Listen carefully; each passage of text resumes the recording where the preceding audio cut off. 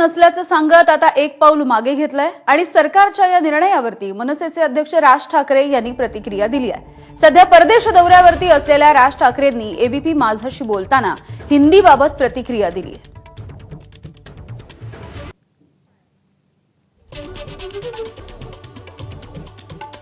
तर राज ठाकरे यांनी एक्सक्लुझिव्ह अशी प्रतिक्रिया दिली आहे। एबीपी माझाला त्यांनी काय म्हटलंय आपण बघतोय। सरकारने आधी विचार करून निर्णय घेतला असता तर आज माघार घेण्याची वेळ आली नसती,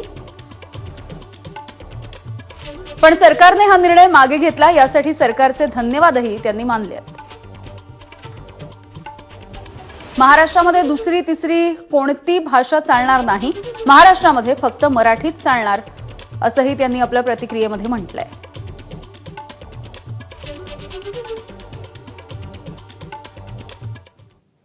एक मोठी बातमी, जम्मू काश्मीरच्या पहलगाममध्ये पर्यटकांवरती दहशतवाद्यांनी हल्ला केलाय आणि या